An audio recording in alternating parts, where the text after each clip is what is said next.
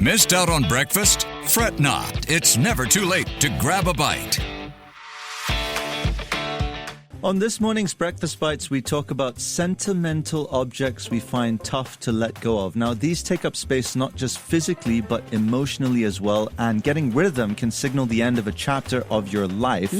But you got to make space for the new by getting rid of the old, right? So you guys have any objects you find difficult letting go of? Yeah, a lot of baby things, all of their old scans. You know, I have a huge baby book of each of them. Do I go through them? No. I have all of my wedding dresses still. Am I ever going to wear them again? No, but I just won't let them go. Yeah, it's that feeling of, I suppose you want to remember it somehow, and disposing of it seems to just be hard to do. And I've got my own stuff as well. So membership cards, stuff from my school days, all the badges, all the books, all the diaries. Wow, you keep the books? Even the cards I get from my friends. So there is a lot of stuff in my cupboard. Yeah, I keep a lot of my high school subject notes in like this huge files, which I finally got rid of last year. Media accreditation passes, to Ryan's point, and old tennis trophies that I won in my early teen years. Oh, look at you. Most of which are now rusty and some of which are now broken. So I don't know what the hell. That's what trophies are for display. Exactly, but they're not exactly in the best of shape aesthetically at this point. Anyway, here's what you can do according to experts. Number one is build your decluttering muscle.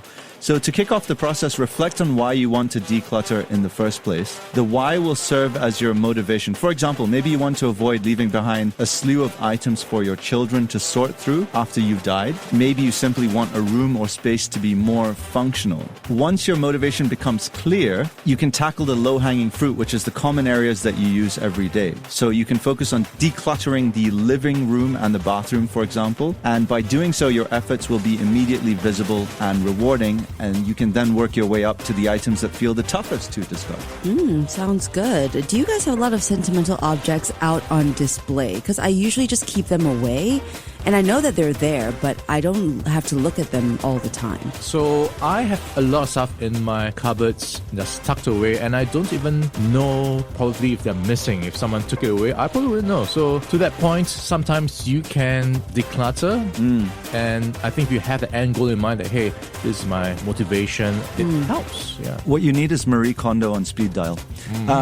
Point number two, prioritize the items that amplify joy. So rather than putting everything in a clutter mausoleum, choose the few things that amplify your joy and consider displaying them. Ask yourself whether you would pay money for any given item again. If not, that's a sign you should let it go. If you think you might want to look at it again, consider taking a picture and storing it in the cloud or a special folder in your computer. Okay. It's a different feeling, though, digitizing your memories, versus having the tangible thing in your hands. I agree. I remember now, so I used to keep all my kids' artwork. So it added up to a big pile. Oh, I keep them too. I'm just going to take photos of everything because there's just not enough space for everything. Here's an example of a podcaster. The podcast is aptly titled The Minimalist. This individual learned that the fewer sentimental items he had, the more value he got out of them.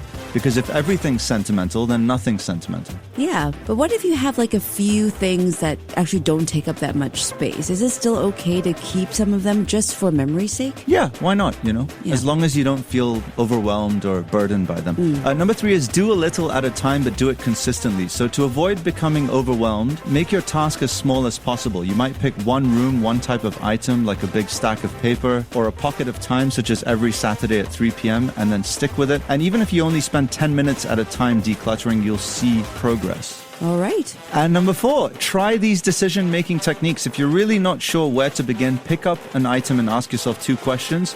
Number one, what comes to mind when you hold this item? Number two, what if you got rid of it? And it's often helpful to share your answers with a friend or family member. Just talking about the item and the time period that it represents can sometimes help people let go. You can also ask a friend or neighbor to hold on to something you are considering parting with for a week. Then see how you feel when the week is up. Was it as difficult as you anticipated? Yeah, and probably not, because if it's out of sight, it's kind of out of mind. If you took my wedding dress today, I would have no idea, one, but also be like, okay, if you want it, you can have it. But there's something about making that decision to throw it out. Do you know what I mean? Yes. Yeah. Ryan, what about you? Would you give an item to a neighbor to keep for a week? And then... I think I would be open to that. And I think to that point, right, if you've got old stuff that you've been holding on to, like a blanket of sorts or clothes, You can think about repurposing it to something new, so it gives added meaning to it, and it's, I suppose, to some degree smaller. Like you can just take a snippet of it and make it into an artwork of sorts. All right, out with the old, in with the new.